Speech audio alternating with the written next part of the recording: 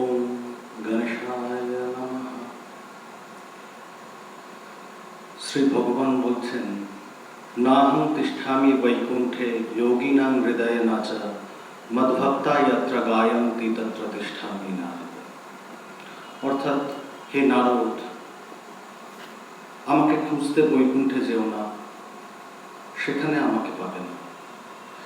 যারা যোগ করছে, যারা তপস্যা করছে, যারা দিনের পর দিন তপস্যায় অতিবাহিত করছে, তাদের কাছেও যেও না, তাদের হৃদয়েও তুমি আমাকে পাবে না। বরঞ্চ ভক্তদের কাছে যাও। যে সমস্ত ভক্তরা আমার নাম গুণগান কীর্তন করছে, তাদের মাঝে উপস্থিত হয়ে দেখো যে আমাকে হয়তো সেখানে খুঁজে পাবে। তো ভক্ত ভগবানের সম্পর্ক সব থেকে মধুর সম্পর্ক। সেই ভক্ত ভগবানের সম্পর্ক নিয়ে আজকে পাঠের আলোচনার বিষয়, এবং প্রত্যেকটি আলোচনার মতো এই আলোচনাতেও একটি আখ্যানকে কেন্দ্র করে গড়ে উঠবে। এই আখ্যান এক হতদরিদ্র মানুষকে কেন্দ্রীভূত করে গড়ে উঠছে। তার নাম রঘুবর দাস। রঘুবর দাস বহু তীর্থ ভ্রমণ করেছেন। হতদরিদ্র, কিন্তু মনের ইচ্ছা শক্তি অপার। ওই ইচ্ছা শক্তির সাহায্যে বহু তীর্থ ভ্রমণ করেছেন, এবং বহু তীর্থ ভ্রমণ করে তিনি নীলাচল ধামে এসে উপস্থিত হয়েছেন। রঘুবর দাসের ইষ্ট হচ্ছেন শ্রীরামচন্দ্র। তো তিনি যখন নীলাচল ধামে উপস্থিত হয়ে নীলাচল ধামের ইষ্টদেব শ্রী জগন্নাথ দেবকে প্রণাম করতে গেলেন, দর্শন করতে গেলেন, সশ্রদ্ধায় প্রণাম করলেন, তখন তার মনেও হয়তো একটা প্রশ্নচিহ্ন ছিল যে অন্য সব জায়গায় যে ইষ্ট রয়েছে তারা অতীব সুন্দর, তাদের দেহকান্তি ভক্তের হৃদয়ে বিচ্ছুরিত হয়, কিন্তু এই কেমন বিগ্রহ যা অসম্পূর্ণ বা বিকলাঙ্গ?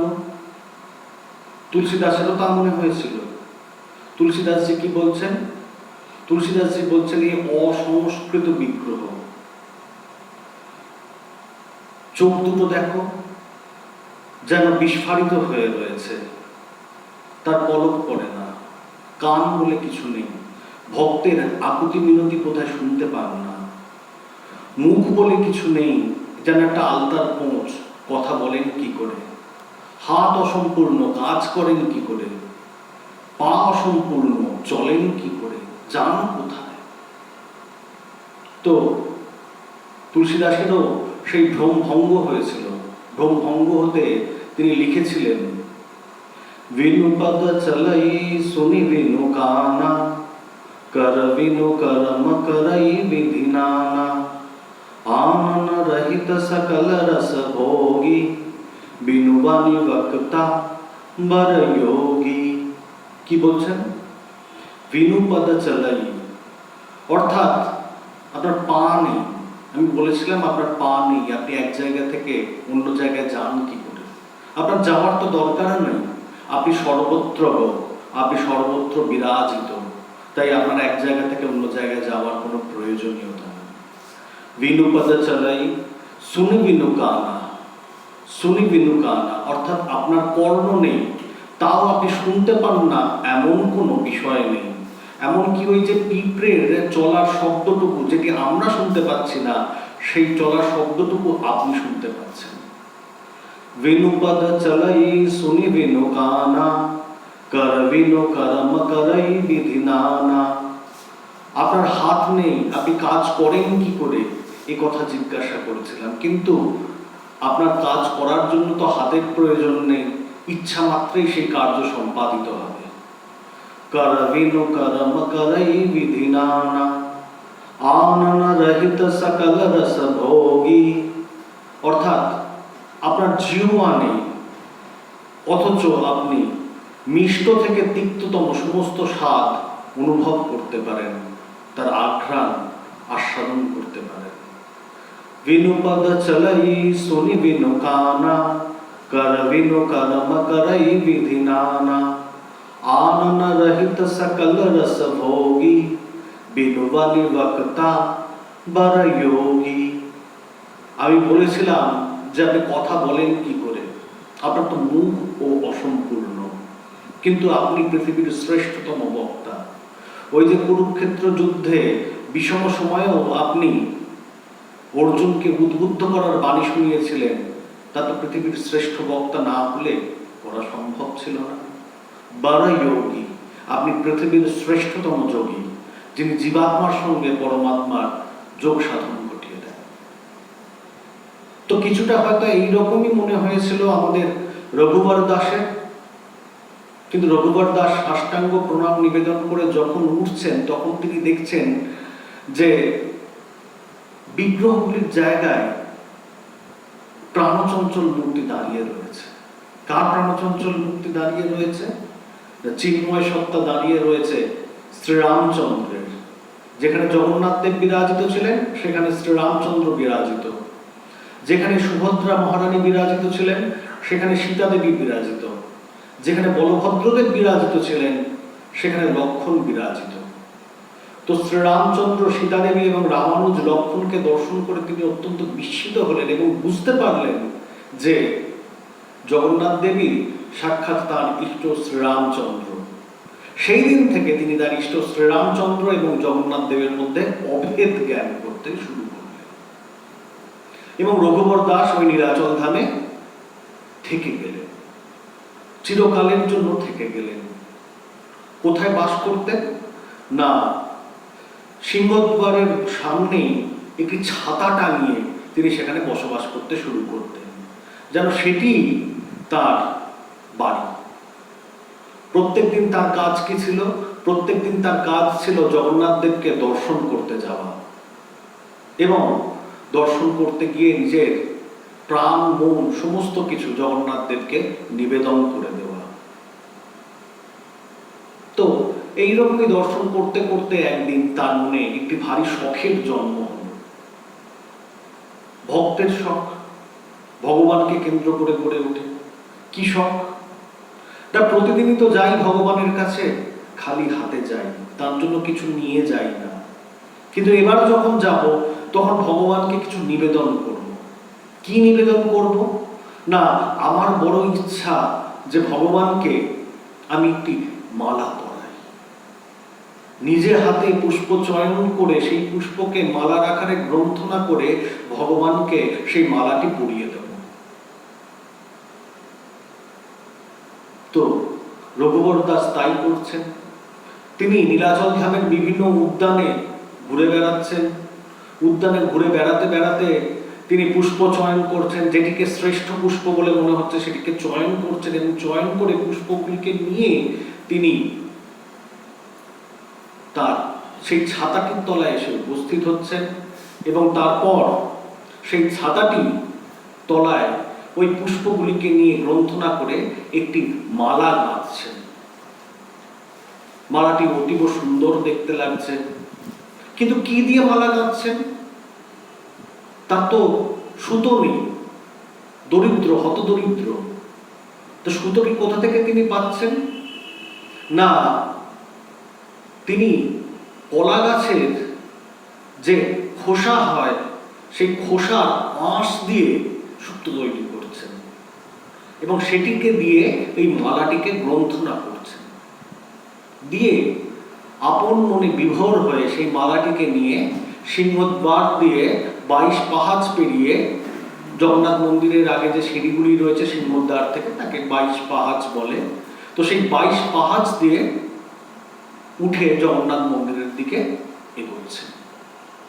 তিনি তো আত্মানন্দে বিভোর হয়ে রয়েছেন, কিন্তু আশেপাশের মানুষজন একটু সতর্ক হয়ে পড়ছে। একজন পান্ডা উপর থেকে নিচের দিকে আসছিলেন। তো সেই পান্ডা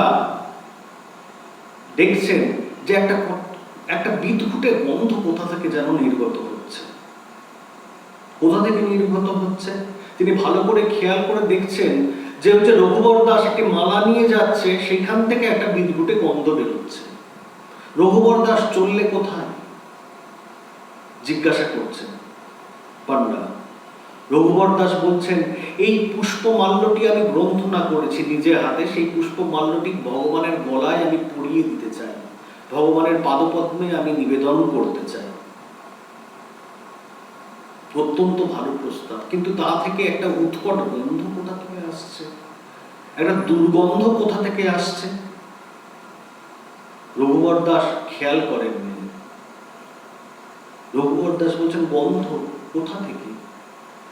তোমার মালার ফুলগুলি তো সবই টাটকা, কিন্তু তুমি মালাটি গ্রন্থনা করেছো কি দিয়ে?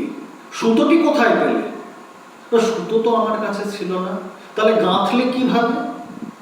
না, কলার খোসার যে আঁশ, তা দিয়ে গতকাল আমি পেয়েছিলাম, সেই আঁশ দিয়ে আমি এই মালাটিকে গ্রন্থনা করেছি।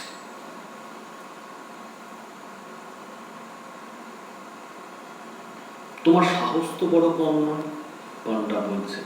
তুমি জানো না যে যে কোনো বাসি জিনিস এই মন্দিরে প্রবেশ করা নিষিদ্ধ, তা অপবিত্র। তাকে কোন সাহসে তুমি মন্দিরের ভিতরে প্রবেশ করা?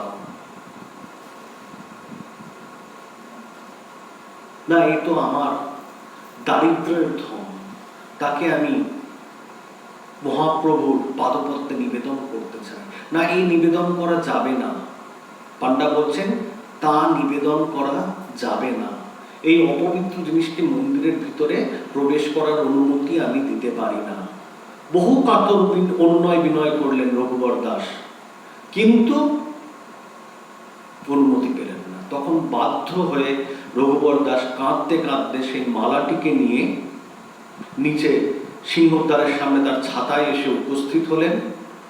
এবং তার জীবনীকা কাঠিয়াদাস বাবা কি বলছেন? কাঠিয়াদাস বাবা বলছেন যে তিনি ওই মালাটিকে সামনে রেখে শুয়ে পড়লেন, কিন্তু তার চোখে ঘুম নেই, চোখ দিয়ে অঝোর ঝরে অশ্রু বিসর্জন করে চলেছেন। এবং তিনি কাতর স্বরে ভগবানের উদ্দেশ্যে ক্ষোভ নিবেদন করে বলছেন, অভিমান নিবেদন করে বলছেন যে, প্রভু, তুমি কি কেবল ধনীর? তুমি কি কেবলমাত্র সামর্থ্যবানের? আমি মালা গ্রন্থনা সুতো পাইনি বলে আমার কাছে যা ছিল তাই দিয়ে মালা গ্রন্থনা করেছি। সেই মালা কি তুমি নেবে না? নিয়ে দারিদ্রের মান কি তুমি রক্ষা করবে না? প্রভুর আসন টলে উঠল। প্রথমে বোঝা গেল না। মাঝরাত যখন প্রভুকে বিশ্রাম দেওয়ার জন্য বেশ করানো হচ্ছে, নাইট ড্রেস, তাকে বলে বড় সিঙ্গার বেশ, বড় সিঙ্গার বেশ করানো হচ্ছে, তখন সেই বড় সিঙ্গার বেশের রীতি অনুযায়ী প্রভুর অঙ্গ প্রত্যঙ্গে কিছু কিছু ফুল গুঁজে দেওয়া হচ্ছে। প্রভুর শরীরের বিভিন্ন খাঁজে ফুল গুঁজে দেওয়ার চেষ্টা করা হচ্ছে। অন্যান্য দিন ফুলগুলো থেকে যায় প্রভুর অঙ্গে, কিন্তু আজ যেন তা আর থাকছে না। আজ সেই অঙ্গ থেকে ফুলগুলি খসে খসে পড়ে যাচ্ছে, কোনোভাবেই রাখা যাচ্ছে না। অথচ এরকম তো হওয়ার কথা নয়। তো যারা প্রভুর বেশ করাচ্ছিলেন, প্রভুকে পুষ্প নিবেদন করছিলেন, সেই পান্ডারা অত্যন্ত শঙ্কিত হলেন এবং শঙ্কিত হয়ে ভাবছেন, তাহলে আমাদের দ্বারা নিশ্চয়ই কোনো অপরাধ সংঘটিত হয়েছে, যার জন্য প্রভু আমাদের হাত থেকে পুষ্প গ্রহণ করছেন না। তাহলে আমাদের দ্বারা যদি কোনো অপরাধ সংঘটিত হয়, তাহলে আমাদেরকেই তার প্রায়শ্চিত্ত করতে হবে এবং সেটা প্রথমে জানতে হবে কি অপরাধটা সংঘটিত হয়ে গিয়েছে। জানবো কি করে? না, তার একটা উপায় রয়েছে। পুরীতে এই উপায় পান্ডারা অবলম্বন করে থাকেন। তা হচ্ছে সারা রাত অনশন করে শুয়ে থাকা, প্রভুর সামনে হত্যা দিয়ে পড়ে থাকা। উড়িয়া ভাষায় এই প্রথাটাকে বলে অনশন গুহারিয়া। সারা রাত প্রভুর সামনে হত্যা দিয়ে পড়ে থাকা। প্রভুর যদি আশীর্বাদ হয়, প্রভুর যদি ইচ্ছা হয়, তাহলে তিনি কারোর না কারোর স্বপ্নে এসে কি অপরাধ হয়েছে সেটি বলবেন এবং তার প্রতিবিধানের উপায়টিও বলে দেবেন। তো সেই দিন যখন রাত 2টো, তখন তালিচা মহাপাত্রের, প্রভুর এক অন্যতম সেবক, একটা উপাধি, তালিচা মহাপাত্রের স্বপ্নে মহাপ্রভু এসে উপস্থিত হচ্ছেন এবং উপস্থিত হয়ে বলছেন যে অপরাধ কিছু নয়, কিন্তু আমি আহত।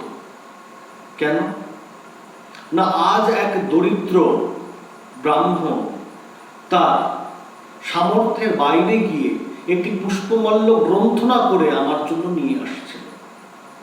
সেই পুষ্পমাল্যটুকু আমার কাছ অব্দি পৌঁছতে দেওয়া হয়নি। রীতিনীতির কথা বলে সেই মাল্যটিকে অগ্রাহ্য করা হয়েছে। তাকে মন্দিরের ভিতরে প্রবেশ করার অনুমতি দেওয়া হয়নি। সেক্ষেত্রে আমি তোমাদের পুষ্প কি করে গ্রহণ করি? তোমাদের পুষ্প পবিত্র, তার পুষ্পটি তুলনায় অপবিত্র বলে তোমরা মনে করছো, কিন্তু যেটিকে তোমরা আঁশ দিয়ে রচিত পুষ্পমাল্য বলছো, আমি তো দেখছি তার ভক্তি দিয়ে গ্রথিত পুষ্পমাল্য। তার ভক্তি নিবেদিত পুষ্পমাল্যকে গ্রহণ করব না তোমাদের পুষ্পকে গ্রহণ করব? আগে তার পুষ্পমাল্যকে গ্রহণ করি, তবে যদি আমি প্রসন্ন হয়ে তোমাদের পুষ্পকে স্বীকার করি। ঘুম ভেঙে গেল তালিছা মহাপাত্র।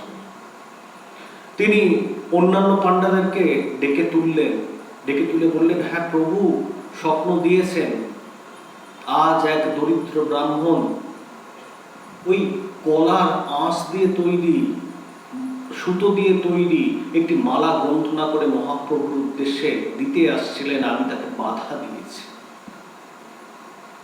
তো তার কাছ থেকে সেই পুষ্পমাল্য নিয়ে আসতে হবে। প্রভু তার কাতরতায় মুগ্ধ হয়ে গিয়েছেন, তার আন্তরিকতায় মুগ্ধ হয়ে গিয়েছেন। সেই পুষ্পমাল্য নিয়ে এসে উপস্থিত হলে তবে যদি মহাপ্রভু আমাদের ফুলগুলি গ্রহণ করেন।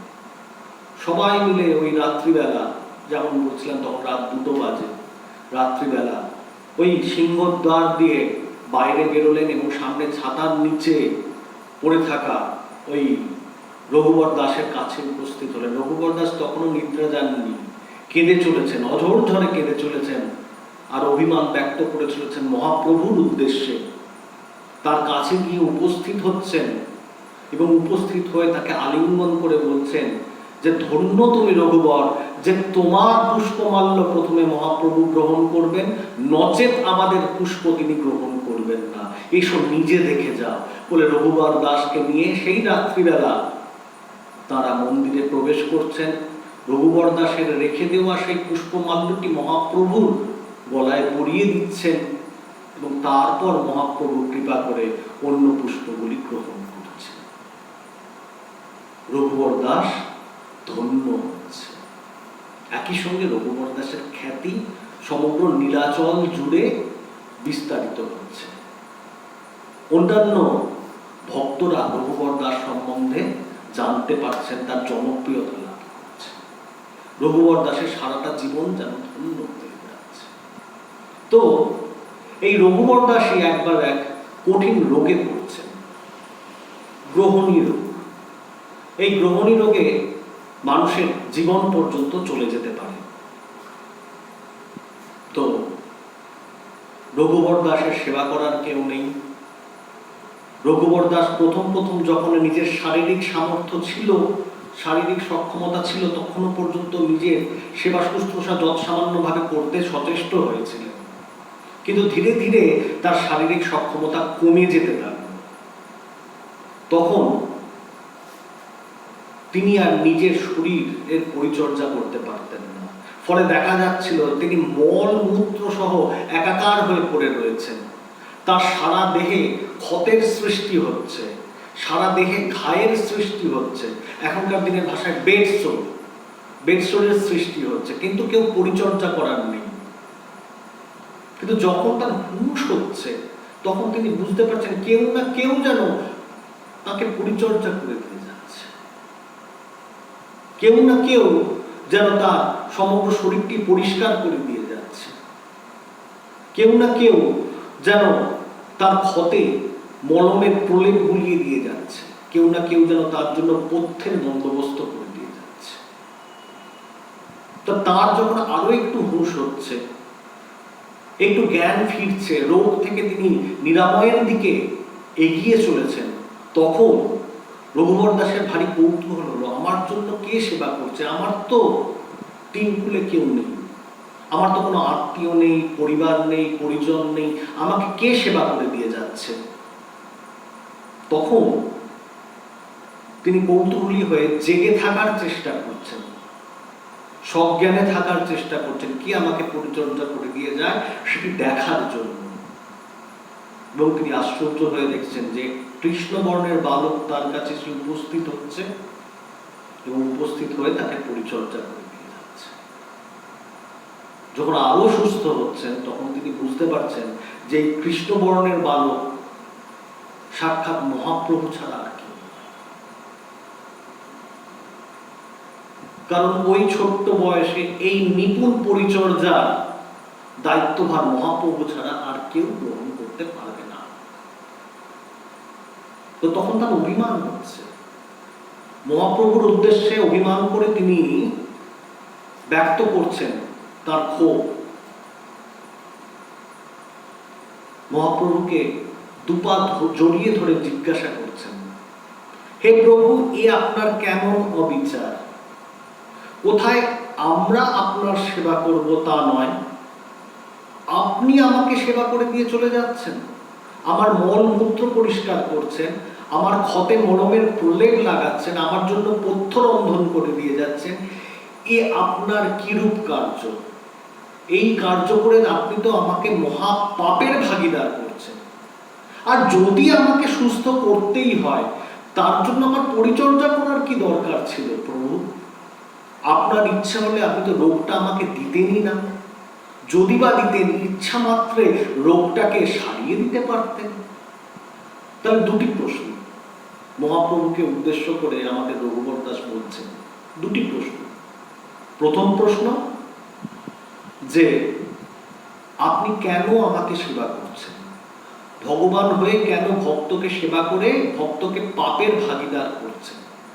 আর দ্বিতীয় প্রশ্ন, আপনি যদি চাইতেন তো আমাকে রোগটা নাই দিতে পারতেন, যদি বা দিতেন তো ইচ্ছা মাত্র তাকে সারিয়েও দিতে পারতেন। তার উত্তরে ভগবান বলছেন যে রঘুবর, তুমি ওইটুকুই দেখলে যে আমি তোমাকে সেবা করলাম।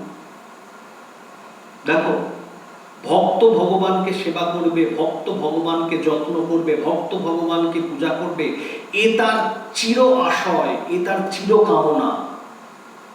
তো ভগবানেরও কি কখনো কখনো ইচ্ছা করে না যে সে ভক্তকে গিয়ে সেবা করে আসবে? ইচ্ছা তো করে। আর তুমি বললে যে আমি ইচ্ছা করলে তোমাকে রোগটি নাও দিতে পারতাম, বা ইচ্ছা মাত্রে রোগটি সারিয়েও দিতে পারতাম। হ্যাঁ, তা পারতাম, কিন্তু তাহলে তোমার প্রারব্ধ ভোগ হতো না। তোমার প্রারব্ধ ভোগ করবার জন্য, তোমার পূর্বের কর্মফল ভোগ করবার জন্য তোমাকে আরো একবার এই পৃথিবীতে আসতে হতো। কিন্তু আমি তো তা চাই না। আমি চাই তোমার এ জন্মেই সমস্ত প্রারব্ধ ভোগ হয়ে যাক, তুমি এই জন্মেই সমস্ত যাতনা সহ্য করে এই জন্ম থেকে অতিক্রম করে আমার কাছে চিরপার্শ্বদ হয়ে বৈকুণ্ঠে বসবাস করো। সেই জন্যই আমি তোমাকে প্রারব্ধটি ভোগ করতে দিলাম। আমি সেই জন্যই তোমার অসহনীয় কষ্ট সহ্য করতে দিলাম, কিন্তু আমি তোমার পাশে রইলাম। ভক্ত ভগবানের সম্পর্ক এটা। ভক্তের ভক্তি যখন কাঁচা থাকে, যখন সে তার পুরোটা সর্বস্বতা যখন ভগবানকে নিবেদন করতে পারে না, তখন ভক্তকে ভগবানের কাছ অব্দি ছুটে যেতে হয়, ভক্তকে ভগবানের মন্দির অব্দি ছুটে যেতে হয়। তখন ভগবান হন চুম্বক, ভক্ত হয় লৌহা। কিন্তু ভক্তের ভক্তি যখন পেকে যায়, শ্রীরামকৃষ্ণের ভাষায় ভক্তের ভক্তি যখন পেকে যায়, তখন ওই পরিপক্ক অবস্থায় ভক্তকে আর ভগবানের কাছ অব্দি পৌঁছতে হয় না, ভগবান ভক্তের কাছ অব্দি পৌঁছে যান।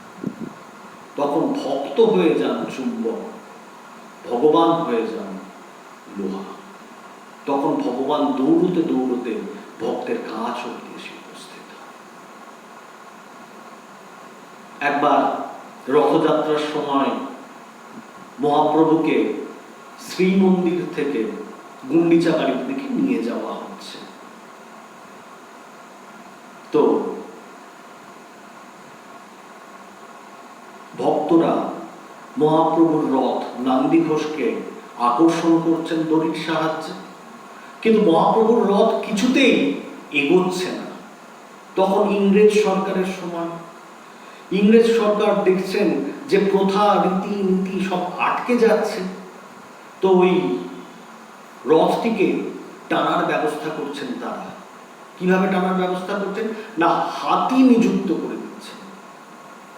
হাতির শক্তি দিয়ে যদি রথটাকে টানা যায়, কিন্তু তাতেও রথ এগোচ্ছে না।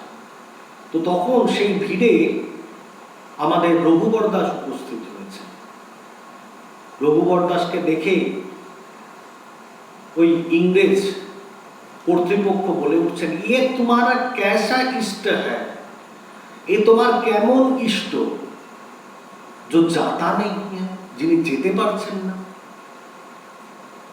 तुम भी झूठा है, तुम्हारा इष्ट भी झूठा है, তুমিও মিথ্যা, তোমার ইষ্টও মিথ্যা। রঘুবর দাস সব শুনলেন, শুনে মনে মনে একটু আঘাত পেয়ে ওই নন্দীঘোষ রথে চড়ে বসলেন। চড়ে জগন্নাথ দেবের কাছ অব্দি পৌঁছে গেলেন এবং তার কানে কানে কি যেন উচ্চারণ করলেন। দিয়ে যখন নন্দীঘোষ রথ থেকে তিনি নেমে আসছেন, তখন দেখা যাচ্ছে যে ভক্তের সাধারণ টানেই নন্দীঘোষ যাত্রা শুরু করে দিচ্ছে। তখন সেই ইংরেজ ব্যক্তি, ইংরেজ কর্তা ব্যক্তি রঘুবর দাসকে উদ্দেশ্য করে বলে উঠছেন যে, হ্যাঁ রঘুবর, তুম ভি সচ্চা, তোমারা ইষ্ট ভি সচ্চা, তুমিও সত্য, তোমার ইষ্ট যে তাও সত্য। তোমার কথা শুনে সে চলতে শুরু করে দিয়েছে। পরিপক্ক অবস্থায় তাই হবে। ভক্তের ভক্তি যত বাড়তে থাকে, তত ভগবান তার কাছে আসতে থাকে। শ্রীরামকৃষ্ণ বলছেন, এক পা এগোলে ভক্ত, এক পা এগোলে ভগবান দু পা এগিয়ে আসেন। প্রারব্ধ তো ভোগ করতে হবেই, কষ্ট তো সহ্য করতে হবেই, হাজার পুণ্য করলেও মৃত্যু যন্ত্রণা তো তাকে পেতে হবেই। কিন্তু এই হবে যে প্রারব্ধের ভোগ এই জন্মেই শেষ হয়ে যাবে, তার জন্য আর দ্বিতীয় জন্ম হয়তো গ্রহণ করতে হবে না। বৈকুণ্ঠের চিরন্তন পার্শ্বদ হয়ে ভগবানের কাজ অবধি পৌঁছে যেতে পারবে। তো এই হলো রঘুবর দাসের আখ্যান। আজকে এই রঘুবর দাসের আখ্যান নিয়ে আপনাদের কাছে উপস্থিত হয়েছিলাম। ঈশ্বরের যদি ইচ্ছা হয় তাহলে আগামী শুক্রবার আবার আরেক ভক্তের আখ্যান নিয়ে উপস্থিত হব। অজস্র